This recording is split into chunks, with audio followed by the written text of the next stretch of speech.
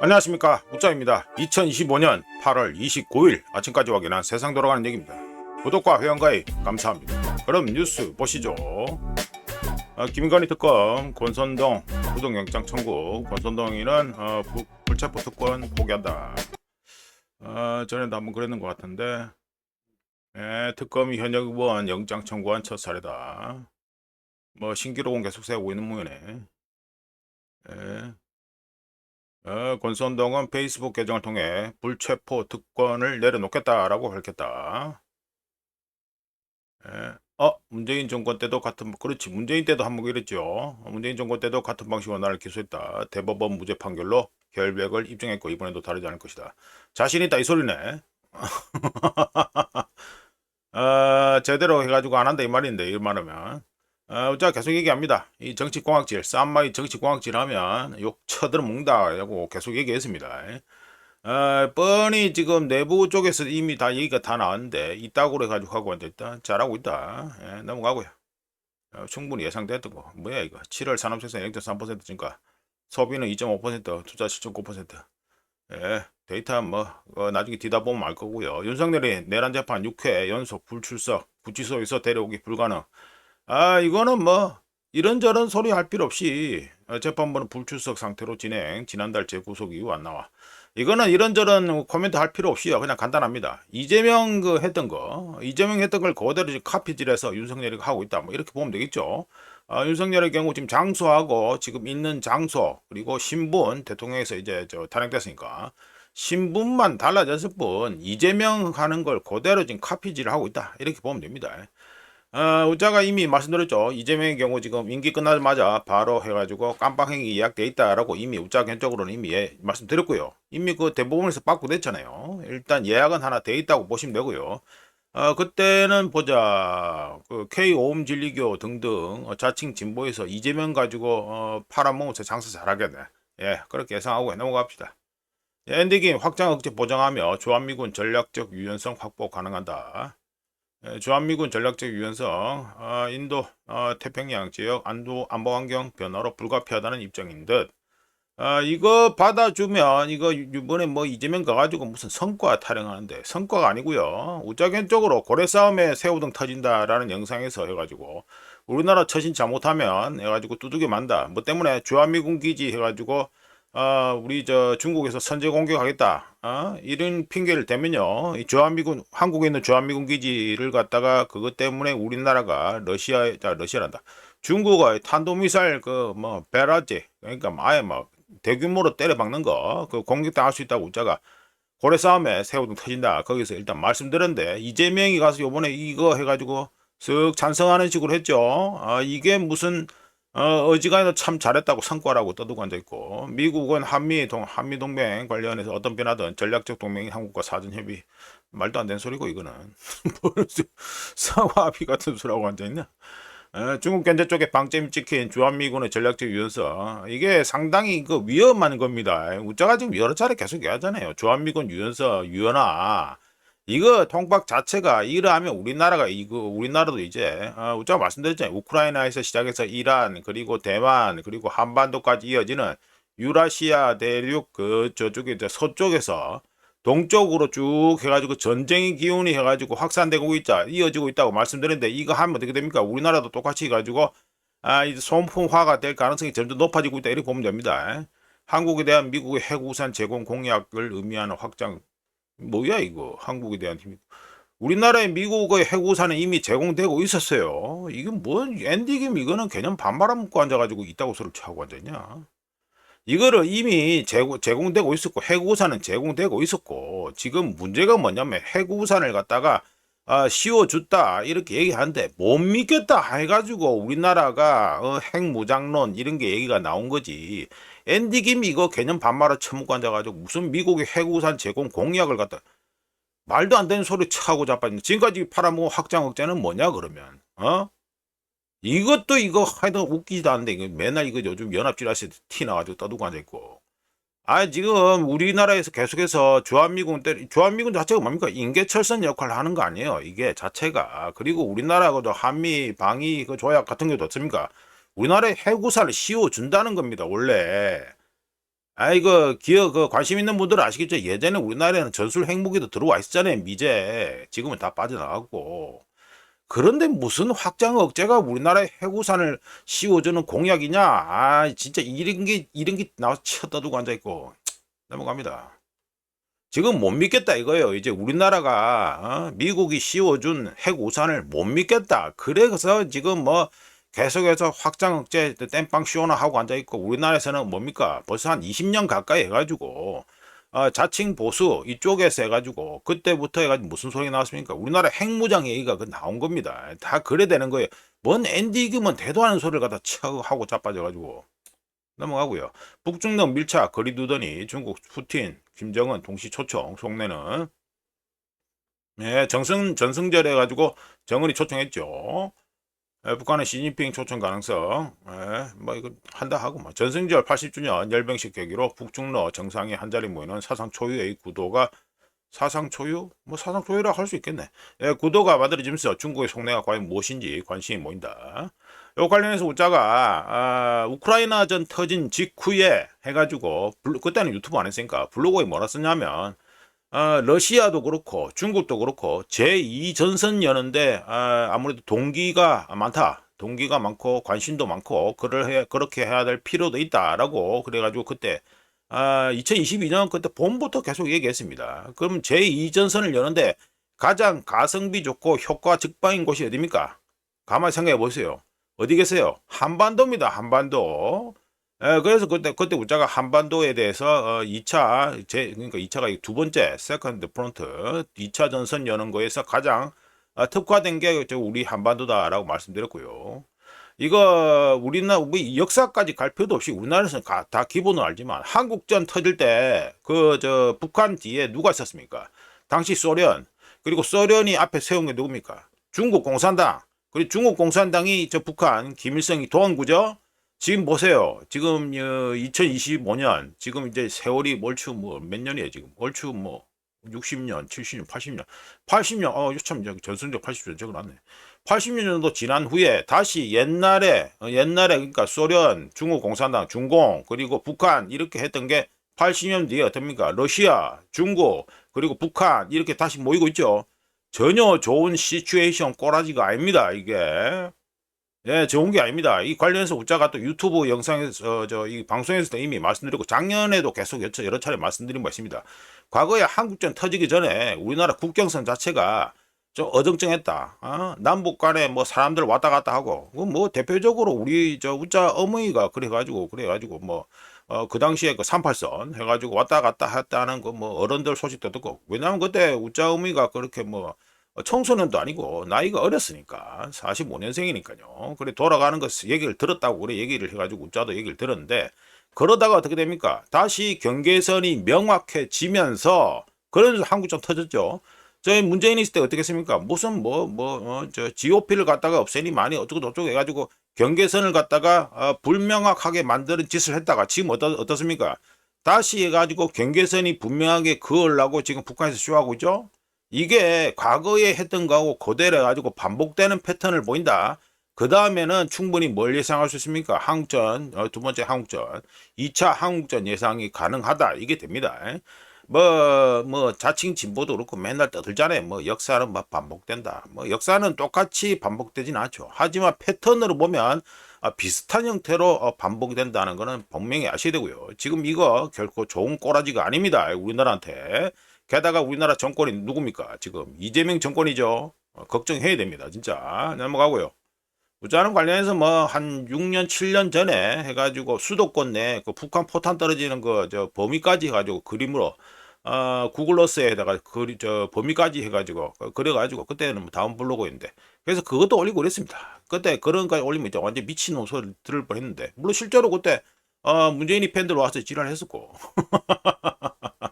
퇴직연금의 건보료 부과 논란. 이거는 그냥 간단합니다. 이것도 문자가 뉴스 벌써 한 두 번, 세 번 얘기하는 것 같아. 이거 이중과세입니다. 이중과세. 부과 면제 법안 발의로 제점화됐다고? 이중과세입니다, 이거. 이 기존에 이미 돈 다 내고 남는 거로 퇴직연금 넣는 건데, 거기다가 다시 또 이 건보료를 부과하는 거는요, 이중과세입니다. 요즘 그런데 이중과세. 형평성 대 이중과세. 찬성하는 쪽에 소득 있는 곳에 보험료 있다고 소리 맨날 취하고 잡았죠. 그 미리 낸 거는 뭐냐, 그러면 미리 낸 거는. 그 이중과세라니까. 그렇지. 사적연금 대부분 월급에서 세금과 건보료를 이미 뗀 후에 남는 돈으로 자기가 넣는 거잖아요. 이게 저축성 상품인데 여기 또다시 건보료 매기는 거 이중과세 맞지. 소지가 있는 게 아니고 정확하게 이중과세지요 이게. 근데 보나 마나 이게 또 국민 이거 건강보험 받고 난다고 분명히 이거 해가지고 민거적거릴 게 뻔하게 눈에 보입니다. 그렇지. 여기 적어놨잖아요. 보니까. 복지부 여기는 고령화 저출산으로 인해 건강보험 재정 위기에 대응하기 위해 장기적으로 부과 기반을 확대해야 한다는 원칙에 공감하지만 사적연금 부과 문제는 국민 여론을 수렴해 중장기적으로 신중하게 검토하겠다는 계획이다. 잘한다. 이중과세입니다. 이중과세 이거 퇴직연금에 건보료 낸 거 이미 낸 거에 왜 또 냅니까? 이중과세지. 넘어가고요. 뭐 누구는 또 그러겠지. 뭐 그 건강보험료는 뭐 과세가 아니다, 뭐 세금이 아니다 있다고 소리 하겠지. 그 누가 세금이 아니다고 봅니까? 건강보험료를 갖다가. 자, 넘어가고요. 창원 감췄단 사건 첫 공판. 참 이것도 빨리 안다. 국보법 위반, 공소사실 불명확. 어이쿠야, 이제 뭐 감췄단에서 뭐 공소사실 불명확하다 이러고 떠들고 앉아있네. 에? 창원지법에서 이제 1차네, 이제 1차. 2016년께 경남 창원을 중심으로 조직을 결성한 뒤 캄보디아 등에서 북한 공작원을 만나 지령과 공작금을 받는 혐의 2023년 3월에 기소됐다. 벌써 2년이 넘어갔다 이거죠. 피고인 측은 공소사실은 모두 부인한다. 당연히 부인하겠지. 공소사실은 구체적이고 명확히 특정되지만 피고인들의 행위가 반국가 단체 활동이지. 반국가 단체 구성원들에게 지령받은 활동이지. 참 잘 돌아간다 진짜 꼬라지가. 아이고 내 참네.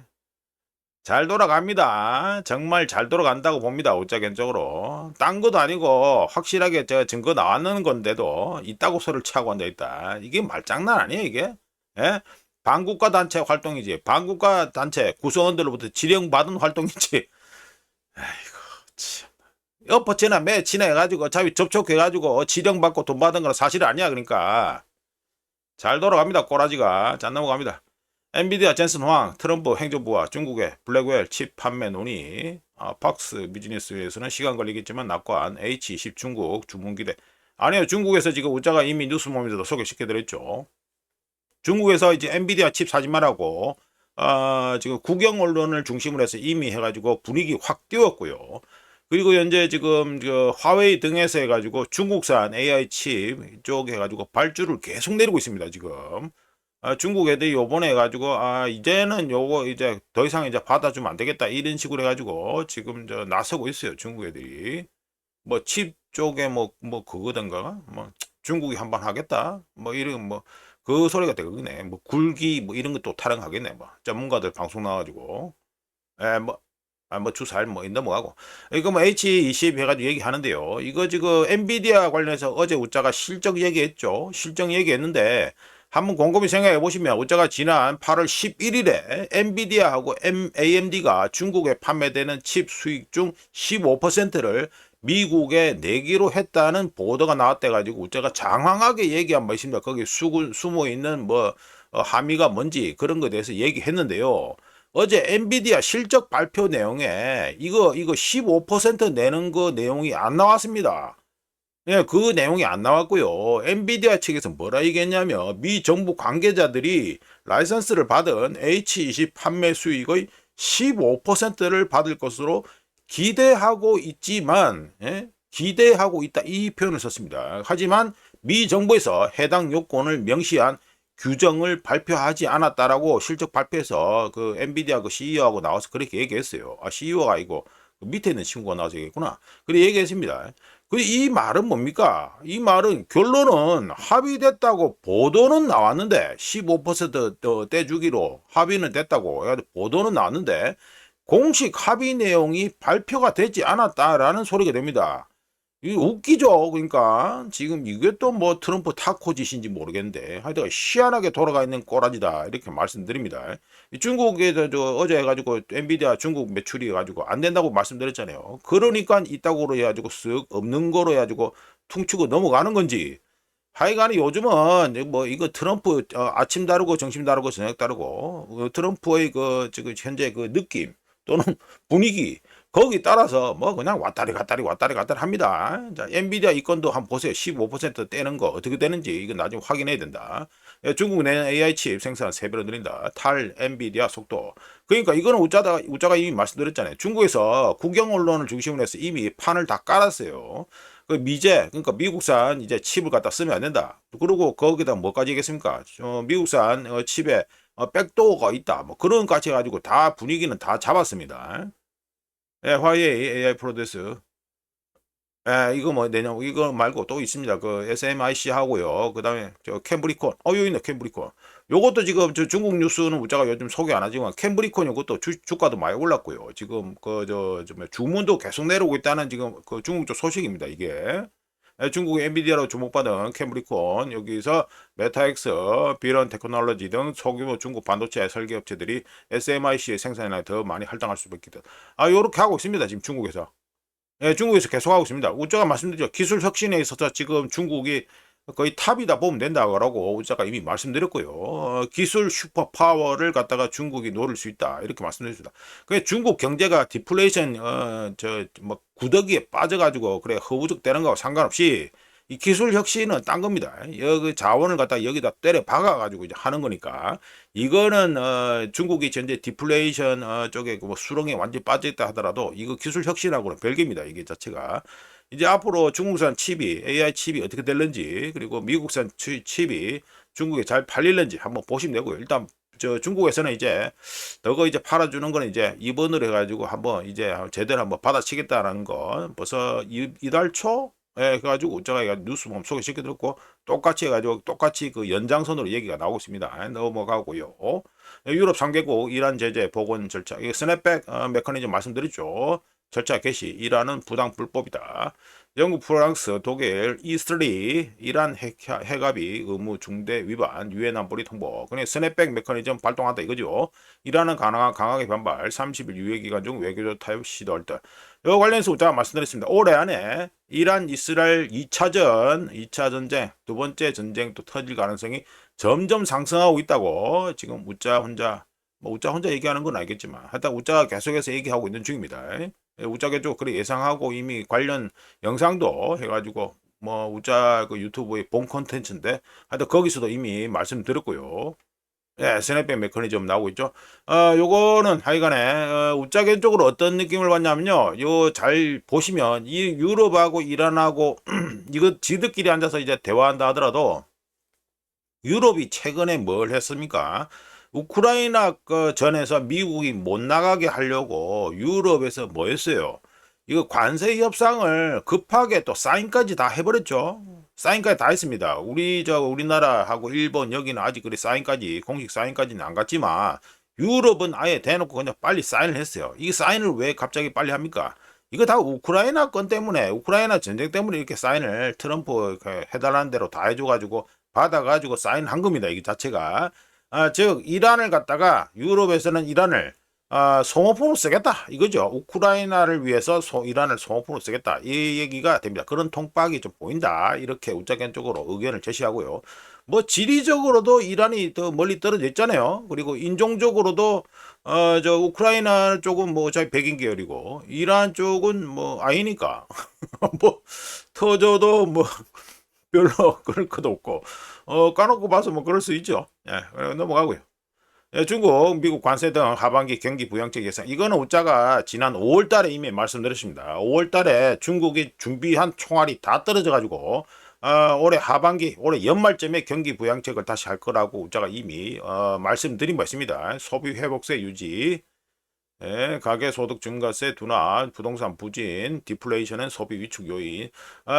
중국 경제 쪽은요, 지금 디플레이션 귀신이 제대로 씌었기 때문에 뭘 해도 안 됩니다, 지금. 예, 뭘 해도 잘 안 됩니다. 과거에 일본이 그랬죠. 일본도 디플레이션 귀신 씌었지만 수출은 아주 잘 됐었죠. 똑같습니다. 그러니까 이 돈 관련 쪽은 일본이 할 거 안 할 거 다 해봤다니까 그러네. 그 일본 했는 것만 대입하면요. 중국이 어떻게 경제적으로 어떻게 될는지는 충분히 예상이 됩니다. 예, 그래서 오짜겐적으로 중국 망했다 노라는 영상에서도 선배 일본을 보면은 중국의 앞에가 앞으로 어떻게 될 건지를 알 수 있다라고 그 영상에서 말씀드렸고, 이것도 중국 관련해서 이거 공산권 쪽에 그쪽에 보면 그 경제개발 5개년 계획이죠. 이 관련해서 이거 영상도 만든다는 게 우리가 벌써 몇 달째 해가지고 미뤄지고 있는데, 이것도 뭐 시간 되면 뭐 빨리 하도록 하겠습니다. 아이고 뭐 이거 밀리기 너무 많아가지고 AI로 뭐 영상 같은 거 공짜로 빨리 만들어주는 거 없나? 그런 거나 좀 있었으면 좋겠는데. 네, 하여간 넘어가고요. 요거는 우짜가 별도로 제목을 붙였는데 러시아산 원유, 그리고 이란산 원유, 그리고 여기에 낀 게 있는 인도, 그리고 중국 해가지고 말씀드립니다. 먼저 미국의 압력에도 불구하고 인도가 러시아산 원유 수입량을 갖다가 다음 달 9월 달에 늘릴 예정이다. 늘어날 예정이다. 라고 하면서 인도 석유업계 관계자들이 로이터와의 인터뷰에서 얘기했고요. 참고로 인도 정유업체들의 경우 9월에 러시아산 원유 구매량을 갖다가 8월 대비, 그러니까 MOM 기준으로 보면 10에서 20% 늘어난 용량으로 치면, 양으로 치면은 15만 배럴 퍼 데이에서 30만 배럴 퍼 데이, 하루 평균 15만 배럴에서 30만 배럴 늘어날 것으로, 그러니까 9월 달에 러시아산 원유 구매하는 게 늘어날 것으로 현재 인도 정유업계에서 예상하고 있습니다. 인도가 러시아산 원유를 구입하는 건요, 단순히 에너지 안보만 있다? 아닙니다. 이거 아니고요. 거기에 뭐가 숨어 있습니까? 통박이 뭐가 숨어 있겠죠? 러시아와의 이 동맹 또는 관계를 통해서 인도가 중국을 견제하려는 목적이 숨어 있다라고 보시면 됩니다. 일단은 러시아와의 관계를 통해서 중국도 견제해야 된다라는 그런 나름 속사정도 있다고 보시면 되고요. 뭐 기술적으로 보시면 로스네프트라고 그 러시아 해가지고 석유 회사가 있죠. 아주 큰데 여기가 인도에서 두 번째로 큰 민간 정유사 어디 바디나르 정유 공장을 갖다가 여기 운영하는 나야라 에너지라고 있습니다. 나야라 에너지. 여기의 그 지분을 갖다가 가장 많이 가지고 있는 게 누굽니까? 여기 로스네프트입니다. 이 지분을 많이 가지고 있습니다. 인도에서 두 번째로 큰 정유 공장 여기 지분을 운영하는 나라야 에너지 지분을 갖다가 러시아 로스네프트가 많이 가지고 있다. 어쩌든 간에 해가지고 서로 간에 연결이 많이 되어 있다. 이 말이 되고요. 한편 중국은 어떻습니까? 중국은 이란 그 석유를 갖다가 많이 사고 있죠. 중국에서는 계속해서 지금까지 뭐라 얘기하고 있냐면 미국 일방의 제재가 가능하지 않다라고 벌써 수년째 계속해서 주장하고 있습니다. 그리고 실제로 어떻습니까? 이란산 원유를 갖다가 가장 많이 사주는 게 어디입니까? 중국이죠. 예, 중국이 이란산 원유를 갖다가 계속해서 잘 사주고 있는 중입니다. 이거 에너지 쪽은요, 트럼프 이게 우짜가 왜 이 말하면 나바로가 나와서 떠들었죠. 인도가 해가지고 러시아산 원유를 갖다가 수입하는 걸 갖다가 줄이면 관세를 갖다가 50% 올린 걸 다시 25% 낮춰줄 수 있다고 이렇게 떠들었는데 이 자체가 안 된다 이 소리입니다. 우짜가 지금 말씀드리려는 게 중국은 뭐 더 말할 필요도 없고요. 자 넘어가고 러시아 우크라이나 수도 한밤 대규모 공격 17명 사망 48명 부상. 17명 사망해서 엄청 많이 죽은 것 같은데 이스라엘이 가자 지구에서 지금 학살하고 있는 규모에 비하면 3발의 피입니다. 그리고 이 17명 사망 48명 부상이랬는데 이거 어제 그러니까 우리 시간으로 어제라 해야겠네. 하여간 요 공격 이번 공격의 경우는요 우크라이나전 개전 후 두 번째로 큰 공습이었습니다. 러시아가 벌인 두 번째로 큰 공습이었다. 뭐 이것도 뭐 보나마나 EU 대표부 영국 문화원 등 건물 백채 뭐 파손 뭐 이래 저러는데 요 옆에 뭐가 있냐면요 드론 생산 공장이 있고 이랬습니다. 그 핀포인트로 제대로 부셨어요. 뭐 파편 날아가고 뭐 충격파 오고 그러니까 당연히 유리창 깨지고 이렇게 했겠지. 그거는 당연한 얘기고요. 폭탄이 옆에서 터지는데 유리창도 안 깨지겠습니까? 유리창도 안 깨지지. 뭐 이거 뭐 이런 게 떠드는데 얘기하는데 하여간에 핵심은 뭐냐면 러시아가 해가지고 요번에 어제 했는 게 개전 후 두 번째로 큰 공습이었다. 공습 규모로는 두 번째로 큰 공습이었다. 이렇게 보시면 됩니다. 일단 넘어가고 내고내 가지고 우크라이나 얘기했으니까 또 소개를 하죠. 예. 요거 우크라이나 해가지고 지금 지금까지 못 보던 건데 이것도 한번 소개했던 곳입니다. 어디입니까? 이거 자포리지아 쪽입니다. 자포리지아 쪽인데 보시면 여기 해가지고 화살표 찍찍 우자가 또 성의 없이 찍찍 끄어놨죠. 말씀 들어보면 러시아 공수부대가 플라우니 요 글자가 잘 안 보이는데 예, 요게 플라우니입니다. 플라우니를 점령했고요. 플라우니 점령한 후에 여기 적어놨죠. 프리모스코죠. 예, 프리모스코입니다. 이 프리모스코 요렇게 됩니다. 요 도시가 프리모스크 여러 강을 따서 길게 이어졌는데 요거 플라우니를 갖다 점령한 후에 프리모스코까지 해가지고 러시아 공수부대가 침투해 들어갔고요. 그리고 이쪽에 또 뭐 있습니까? 여기 스테프노 히르스크라고 있죠. 예, 여기 쪽에도 해가지고 러시아군이 해가지고 남쪽 주거 지역 요 고층 빌딩으로 그러니까 뭐 아파트 큰 거죠. 뭐 그러니까 우리나라 치면 아파트 저 고층 뭐 이 동네는 아파트 고층이라 해봤자 뭐 끼 해봤자 15층이 최고니까 하여간 여기 뭐 저 남쪽 주거 지역 여기 고층 지역도 돌파해가지고 좀 더 들어가 있는 상태입니다. 이거 친러시아 맵이다 보시면 되겠죠. 요렇게 그러니까 친우크라 맵보다는 더 확실하게 들어간 표시가 되어 있다 이래 됩니다. 여기 뭐 디테일하게 보면 뭐 기차역까지 뭐 해가지고 위협하고 있다 이런 뭐 얘기가 나오는데 하여간에 뭐 핵심은 해가지고 플라우니도 점령됐다. 자포리지아 이 전선도 아주 불안하다. 이게 핵심이 되겠습니다. 자 넘어가고요. 자, 이거는 해가지고 우짜가 한번 소개시켜드린 바 있는 러시아 우스트루가래. 예, 우스트루가 요거 해가지고 요 공격권입니다. 요 건의 경우 잘 봐야 되는 게 뭐냐면은 이게 저 우크라이나가 요게 해가지고 요게 뭡니까 요게 요 에스토니아지 에스토니아 영공을 이용해가지고 이거 저 러시아 그 석유 수출 터미널이 있는 우스트루카가 되겠네. 우스크루카 석유 수출 터미널을 갖다가 공격을 했습니다. 이미 우짜가 한번 소개시켜드린 바 있는데 여기를 공격해가지고요. 우스트루카 석유 수출 터미널의 이 처리 용량이 평소 용량의 절반 수준인 9월에 35만 배럴 per day, 그러니까 다음 달에 35만, 하루 평균 35만 배럴로 해가지고 이 처리 용량이 떨어질 예정이다. 이렇게 됩니다. 여기서 핵심이 뭡니까? 에스토니아 영공을 갖다가 우크라이나 애들이 이용해서 드론을 날려가지고 이 석유 수출 터미널을 공격했다. 이게 핵심이죠. 이거 러시아에서는 지금 뭐라 떠들고 있다. 이 나토가 이제 드디어 이제 참전했다. 이렇게 지금 현재 떠들고 있는 중입니다. 상당히 좀 불안하다. 이 보시면 아시겠지만 인도란다. 이란권을 갖다가 저래 내팽개치는 거는 다 이거 우크라이나하고 관련돼 있기 때문에 유럽에서 우크라이나 건을 갖다가 살리기 위해서 이란을 갖다 버리고 있다. 이런 느낌을 든다고 제가 말씀드렸죠. 지금 이제 돌아가는 상황은 별로 좋지 않다. 이렇게 말씀드립니다. 이런 가운데 예, 러시아 해가지고 석유 수출 터미널이 공격받았으니까 브렌트유 한번 보시죠. 0.33% 상승해서 1배럴에 68.27달러 해가 됐습니다.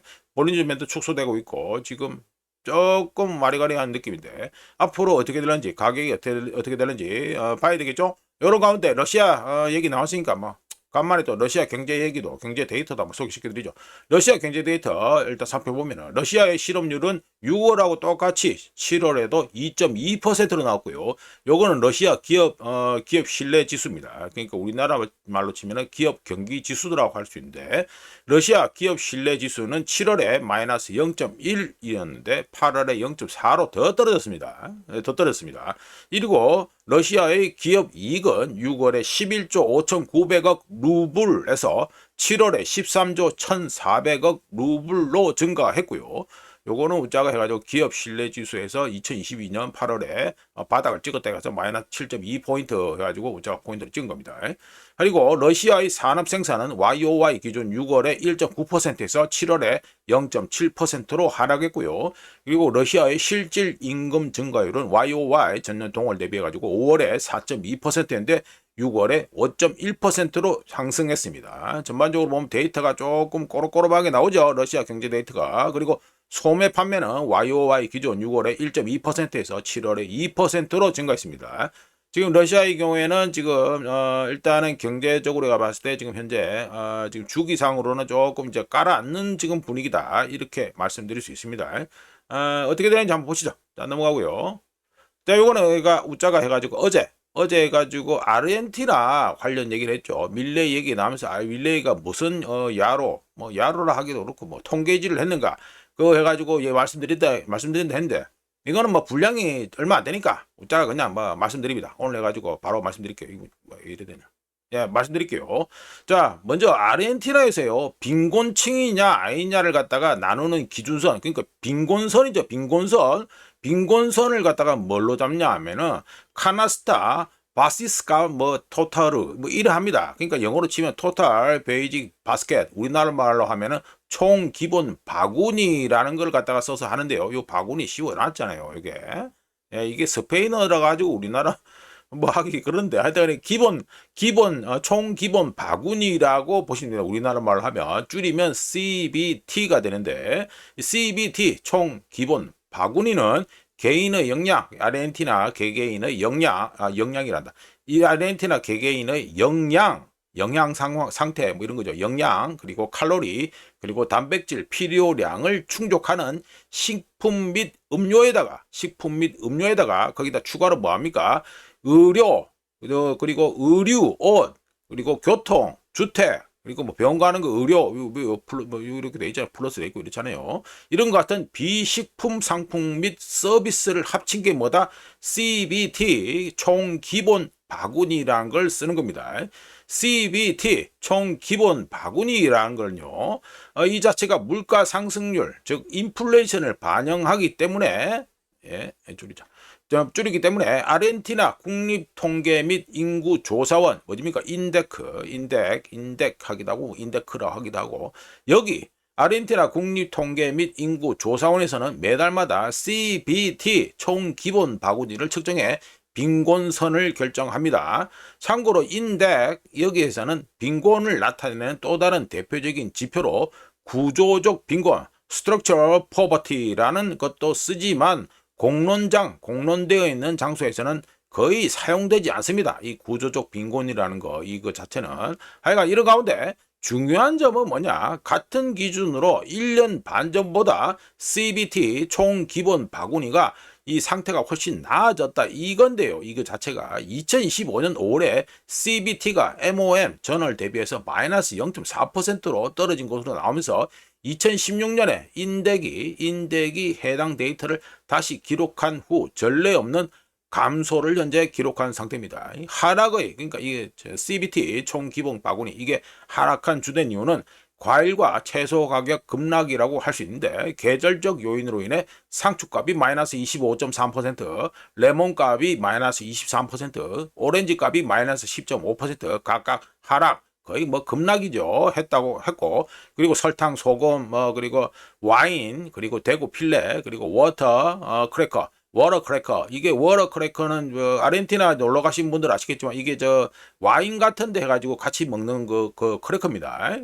워터크래커 같은 식품들의 가격 하락 때문이었다 이렇게 말할 수 있습니다.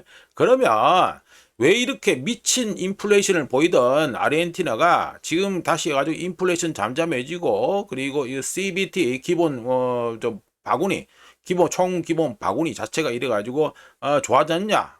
이 퍼포먼스가 좋아졌냐? 이거를 갖다가 그러니까 당연히 의문이 들어야겠죠. 말씀 들어보면 밀레이가 집권하면서 가장 먼저 한 일이 뭐였다? 그때는 제가 유튜브를 안 해서 블로그에서만 얘기했는데 밀레이가 집권하자마자 가장 먼저 한 일이 쓸데없는 부서들 가지고 뭐 없애라 뭐 딱지 떼고 이런 거 그거 하고 똑같이 했던 게 뭐냐면은 이 페소화 평가절하였습니다. 이거 환율 차트 보시면 아시겠지만 2023년 12월 13일에 페소화 이 공식 페소화죠. 공식 페소화 환율인데 이게 얼마였다? 1달러에 366.504 페소였는데 바로 그 다음날 폭발하잖아요. 바로 그 다음날 얼마가 됐다? 1달러에 797.766 페소로 해가지고 완전히 폭발을 시켜버립니다. 공식 환율이죠. 공식 환율을 완전 환율을 갖다가 폭발시켰다. 그러니까 페소화를 갖다가 평가절하했다. 이게 됩니다. 밀레이가 평가절하한 이유는 페소화 시장 환율하고 국가 환율 사이에 200%라는 어마어마한 차이가 있었기 때문이고요. 간단하게 말해서 그때 상황을 갖다 제가 말씀드려보면 밀레이가 집권하겠다고 대통령궁에 들어갔을 때 그때 아르헨티나의 국고에는요 빚만 900억 달러가 있었고요. 우리나라 IMF하고 똑같습니다. 아르헨티나 국고에는 빚만 900억 달러가 있었고 아르헨티나 중앙은행에는 GDP의 10%에 달하는 빚 그 빚을 갖다 또 낼 거 아니에요. 중앙은행에 또 빚을 낼 거 아닙니까? 우리나라 어떻습니까? 지금 마이너스 통장 땡기잖아요. 정부에서 중앙은행에다가 우리나라 한은에다가 똑같습니다. 아르헨티나 중앙은행의 GDP의 10%에 달하는 빚을 쌓아놨고 해당 빚의 이자율은 얼마다 YOY 기준 130% 상승하고 있었는 중이고요. 그러니까 아르헨티나 중앙은행에 빚을 쌓아놓고 달아놓고 있었고 아르헨티나 중앙은행의 순준비금 뭐 우리나라 치면 뭐 외환보유고 뭐 이래 되겠죠. 이거는 얼마까지 떨어졌다? 마이너스 120억 달러까지 떨어지면서 아르헨티나에서는 달러가 씨가 말라 있었습니다. 이런 가운데 미국 달러를 갖다가 사용해서 저 물건을 수입해야 되는 사람들이 있죠. 누굽니까? 아르헨티나 수입 업체들이죠. 이들 역시 3개월 이상 다른 국가들에서 그리고 다른 국가에 있는 저 무역 회사들한테서 물건을 땡겨놓고 대금을 갖다가 석 달 넘게 지불하지 않으면서 미결제 부채, 미결제 그 대금 지급이 얼마다? 500억 달러에 달하고 있었습니다. 덕분에 미국 달러 부족으로 인해 상품 수입을 허가하는 별도의 제도, 어떤 제도? 시라스라는 제도까지 돌리고 있었던 게 누구다? 아르헨티나입니다, 이게. 하여간에 아르헨티나 수입 업체들, 뭐 아르헨티나 정부 국고 이런 거야, 뭐 어차피 뭐 채권 같은 거, 국채 같은 거 돌려가지고 땜빵을 한다 하지만 수입 업체들은 바로 현찰로 결제를 해야 될 거네요.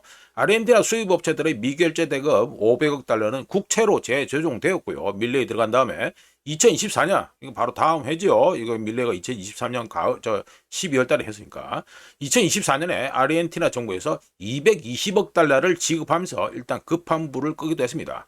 이거 뭐 이런저런 얘기 다 하려면 너무 길어지니까 다시 본론으로 그냥 돌아가서 빨리 말씀드리면 벌써 36분이네. 밀레이 집권 초기 아르헨티나는요 항상 그랬듯이 물가 인플레이션이 급등했고요. 올라갔죠? 2024년 4년에 피크 쳐서 292.2% 이게 인플레이션입니다. 300% 가까이 올라갔고 임금은 제자리 걸음을 했습니다. 하지만 2024년에 임금이 물가보다 빠르게 상승했습니다.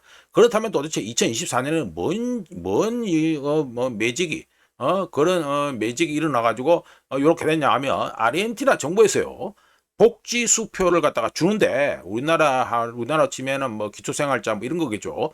복지 수표를 갖다가 주는데 아르헨티나에서 복지 수표를 줄 때 정부와 빈곤층 사이에 어떤 인간들이 낀 게 있었다? 부패한 중개인들이 낀 게 있었습니다. 이게 우리나라 치면 뭡니까? 복지팔이 하면서 중간에서 돈 띵가 먹는 것들이죠. 예? 우리나라에서 재생 가능한 에너지 하면서 태양열 단지 만들어 놓고 돈 띵가 먹는 인간 있죠. 예, 우자가 누군지는 특정 안 합니다. 그런 것처럼 중간에 낑겨서 돈이나 띵가먹는 부패한 중개인들을 갖다가 밀레이가 제거를 하고요. 중간에서 띵가먹던 애들, 여애들이 뜯어먹던 돈을 갖다가 제거한 만큼 똑같이 그만큼 해가지고 주는 돈을 갖다가 올려줬습니다. 그러면서 이 CBT 총 기본 바구니에 이 돈을 쓰게 만들어줬어요. 뭐 빈곤층에 당연히 이걸 받으면 다 쓸 거 아닙니까? 돈을 남겨 쓰자는 게 아니고 이거 지금 먹고 살아야 되니까 이거 다 쓸 거 아니에요. 그러니까 받는 돈이 실질적으로 늘어났다 이 말이 되죠. 참고로 아르헨티나 복지수표는요. CBT 총 기본 바구니와 유사하지만 기본적인 식량 필요량만 고려한 것으로 미국 등에서 주는 푸드 스탬프 있죠. 요거 음식 해가지고 찍어가 주는 거 옛날에 뭐 대공황 때도 주고 그랬습니다. 지금도 주고 있고요. 푸드 스탬프와 비슷하지만 별도 이름이 있습니다. 타르헤타 알리멘타르라는 이름의 카드 형태로 지급됩니다. 이 복지 수표가. 하여간 간단하게 말해서 아르헨티나 빈곤율은요. 실질 임금 상승에다가 CBT 총 기본 바구니 상승률이 그러니까 요게 돈 주는 게 올라가는 게 인플레이션보다 나았고 그리고 아르헨티나 버전 푸드 스탬프의 효율성 개선으로 인해 빠르게 아르헨티나의 빈곤율이 개선되었다. 이게 됩니다. 아이고 실듯이 또 너무 많이 길게 얘기했네. 네, 넘어가고요. 요거는 뭐 제목이 벌써 39분이네. 트럼프 관세 회피하는 법입니다. 빠르게 말씀드리죠. 세계 최대 알루미늄 생산 업체 중 하나가 뭡니까? 리오틴토라고 있습니다. 리오틴토 여기죠. 리오틴토가 있는데 이 리오틴토가 현재 캐나다 퀘벡에 정유소 한 곳하고요. 재련소 5곳을 갖다가 현재 운영하고 있고요. 여기서 생산된 알루미늄 대부분을 갖다가 남쪽 즉 미국으로 수출을 했는데 2025년 올해 6월부터 발효된 트럼프의 알루미늄 수입품에 대한 50% 관세 부과로 인해 리오가 미국으로의 수출이 제한되고 있죠. 예, 그러니까 무슨 이 야로를 쳤다? 예, 무슨 수를 썼다? 경쟁사로부터 공급, 그러니까 알루미늄 공급하는 걸 갖다가 사들인다. 이게 됩니다. 참고로 이거 리오가 사들이는 물량 자체는 이미 미국에 들어와 있는 알루미늄만 허용이 되죠. 왜냐하면 관세에 해당이 안 되니까. 리오는 거래소와 일부 은행이 참여하는 공개 시장에서 알루미늄 인got, 그러니까 알루미늄 뭐 이거 덩어리죠. 인것을 구매하고 있다고 했는데 현재 시장에서 유통되는 알루미늄은 알코아도 뭐 관심 있는 분들은 다 아는 회사죠. 알코아하고 에미레이트 글로벌 알루미늄이라고 있습니다. 그리고 센츄리 알루미늄이 있고요. 뭐 알루에트 뭐 이래 있는데 뭐 이거는 넘어가시고요. 여기 등 리오의 경쟁사에서 생산된 물량에다가 일부는 미국 여러 항구 내 창고에 이미 수입해서 쟁여놨던 것 이거를 갖다가 지금 리오에서 지금 미국 내 들어와 있는 그 물건을 땡겨가지고 자기의 고객사들에게 지금 팔고 있다 이거 됩니다. 간단하게 말씀드립니다. 리오는 미국 내 창고에 있는 경쟁사들부터 알루미늄을 사들여서 미국 내 자신의 고객들에게 현재 팔고 있다. 그러니까 트럼프 관세를 갖다가 회피하고 있다 이 말이 되겠습니다. 자 넘어가고 이제 백악관 2, 3분기 3.3% 잠정치 성장률 넘어가가지고 빨리 말씀드리죠. 애틀랜타 패드의 GDP 나우에서 이미 예고되었고 우짜도 이미 말씀드렸다시피 미국의 2, 4분기 GDP 성장률은 예상대로 현재 이거 발표된 건 2차 추정치입니다. 예상대로 QOQ 기준 1, 4분기에 마이너스 0.5%에서 2, 4분기에 3.3% 나오고요. GDP 프라이스 인덱스 역시 2차 추정치인데 QOQ 전분기 대비 1, 4분기에 3.8%에서 2, 4분기에 2%로 하락했습니다.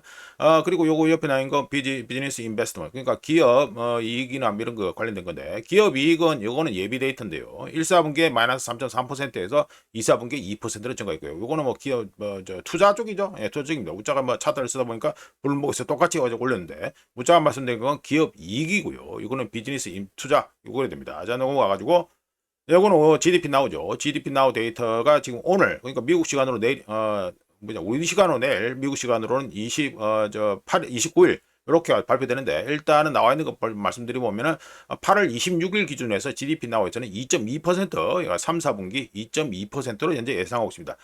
내일 우리 시간으로 내일 업데이트가 된다 이렇게 보시면 되고요. 똑같이 해가지고 발표가 경제 데이터 발표됐으니까 말씀드리죠.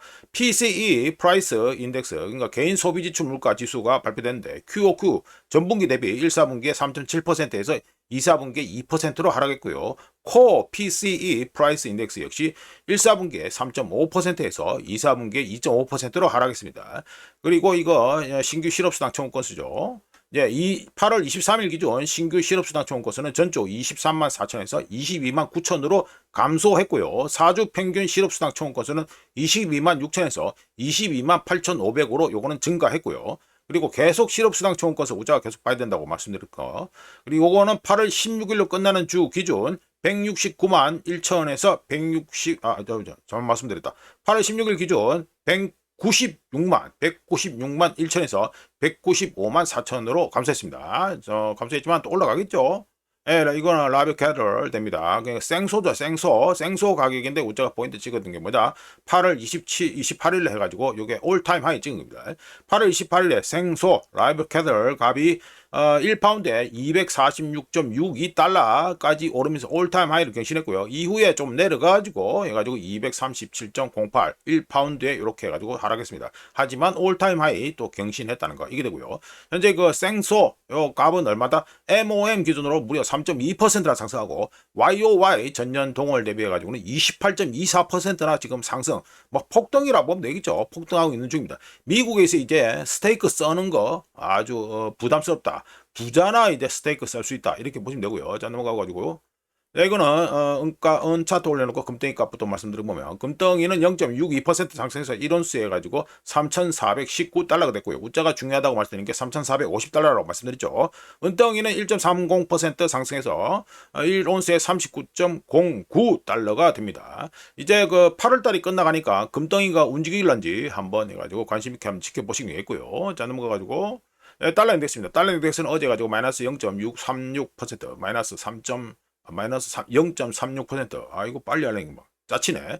그래가지고 97.8 아주 97.88이 됐습니다. 보시면 내려갔습니다. 그리고 볼린저 밴드 축소되고 있고요. 어떻게 되는지 다음 주에 한번 보시면 되겠다 이런 말씀드리고, 그리고 원하는 차트는 보시면 지난 24시간 동안 마이너스 0.60% 좋아졌다 이거죠. 좋아져 가지고 1달러에 1385.33원, 여전히 1350원은 보이지도 않고요. 코빼기도 안 보인다 이렇게 말씀드리고 넘어가 가지고, 이제 엔화는 해가지고 24시간 동안 0.32% 좋아져 가지고 1달러 해가지고 146.924, 간만에 146N을 갖다가 보고 있다 이렇게 말씀드릴 수 있습니다. 참고로 8월 23일 기준 일본의 채권 투자는요, 전주 3109억 엔에서 마이너스 3109억 엔에서 8월 23일로 끝나는 주 기준에서 똑같이 또 마이너스 기록했습니다. 마이너스 1672억 엔 감소했습니다. 일본의 해외 채권 투자 액이 감소했다. 이거 계속해서 이것도 지켜봐야겠다 이런 말씀드리죠. 똑같이 일본 거 봤으니까 일본 국채 수익률 한번 보시죠. 일본 국채 수익률은 해가지고 일본 국채 수익률이 어제 해가지고 8월 28일에 일본 2년 만기 국채가 옥션이 있었는데 이게 0.863으로 해가지고 마감됐습니다. 요게 2년이죠. 요게 0.864 해가지고 마감된 거죠. 마감돼가지고 조금 내려갔지만 지금 좀 보시면 곡선 자체는 해가지고 계속해서 상승 기조를 이어가고 있다 이렇게 충분히 말씀드릴 수 있습니다. 일본 거는 계속해서 관심 가지고 보셔야 된다 이렇게 말씀드리고요. 자, 이렇게 해서 2025년 8월 29일 아침까지 확인한 세상 돌아가겠습니다. 구독 항상 감사합니다. 회원도 감사합니다. 내일 또 찾아뵙겠습니다.